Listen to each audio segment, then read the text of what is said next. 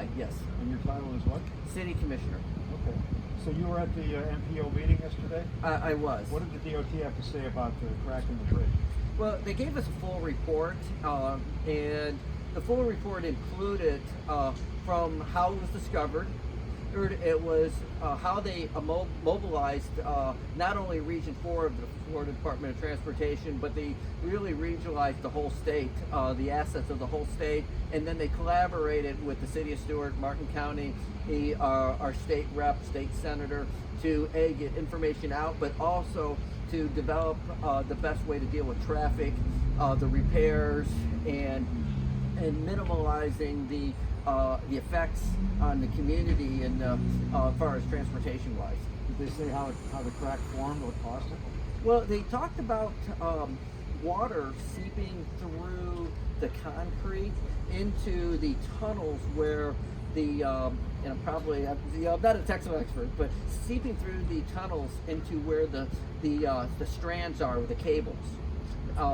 And that's where it caused one of the cables to become corroded, where it actually was corroded completely through. So it completely severed? Severed, yes. But the good news is there's multiple cables because there's multiple redundancies built into these bridges. How did the water get in that area in the first place? They believe just over time, micro amounts of water had actually seeped through the roadbed, down through in the concrete into it. So did the water go through the grout or through the cement that makes up the bridge? It do everything. And so, in fact, that was part of the fix, was making sure that that does not happen again.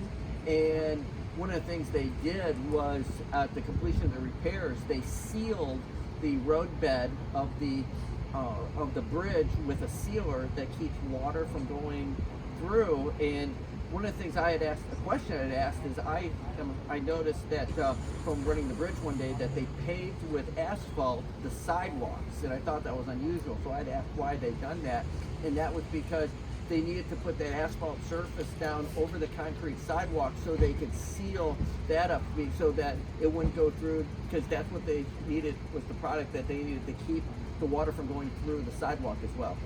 Did they say they have more work to do, or they finished the job? They've got a little bit more work to do, and they're also doing continue doing inspections.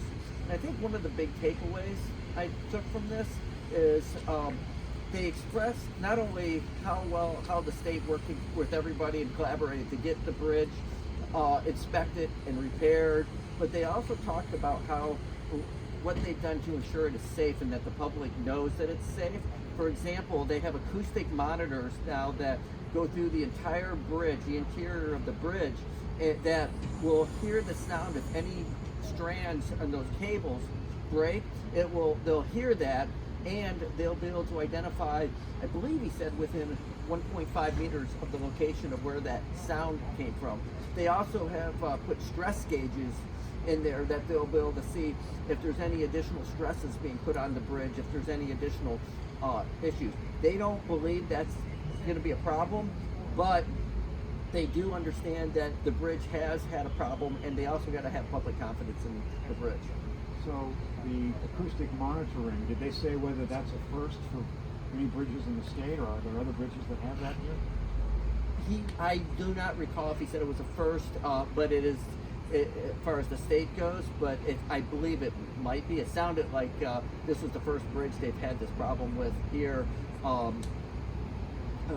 And it doesn't sound like it's a problem with bridges. It was an unusual situation. Did they say whether they're going to step up the number of times they inspect this bridge, rather than like every 2 years it'll go twice a year, once a year? Did they talk about that? He did not. They did say that inspections are just ongoing as they're just going through and making sure everything is, the repairs are done, completed properly, and they're probably, I'm going to guess that they're going to do some additional inspections, but he didn't really get into that detail. What's your reaction if they're going to do this acoustic monitoring? What do you think of that? I think it's good. I think they're doing everything they can to make sure that the bridge is safe and that there's confidence in the bridge. How do you feel personally about whether that bridge is safe, and what would you say to people who may have some doubts? I drive over it every day. I do think it's safe. I think that they've done a great job. They described with some detail on how they did the repair, as far as replacing the strand, and I think that they've done everything they can to make sure that it is safe. So you have no concerns at all no at qualms. this stage of the game. Did they say how much the repairs cost? No, and to be honest, I didn't ask. So Okay. I'm sure it was a lot. So we're waiting for a final report that'll be out, I guess, in May. Is that what you? I think he said there would be a report forthcoming. So Okay. Did you talk about whether they're going to inspect other bridges around the state like this one more frequently, or? You didn't know? no, they did not. There was one of the MPO members did ask about the other bridges in our community, and they assured us that those bridges had been inspected, and that they are safe. Okay. Is there anything you think they should have done differently, or anything perhaps you felt wasn't enough?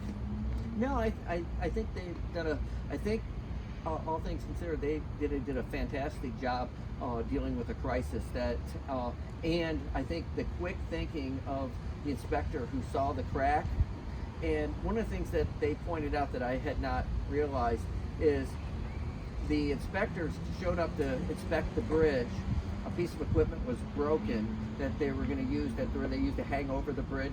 See, so they were waiting for that to be repaired, and they were walking the bridge, and they had walked the bridge in the morning, and there was no crack. And then later on that afternoon, later on that day, there was a report of a crack in the bridge with concrete falling. So when that report got to FDOT, it got right to those inspectors. They went out and saw it. So literally within hours of it happening, we knew there was a problem. And within hours of that, the bridge was closed, and people's life, safety, healthy issue was being put forefront for everything. So the way it turned out, it seemed like the timing was just right. Yeah, we couldn't have asked for better timing. I mean, as far as it being discovered. Okay, good. Thank you.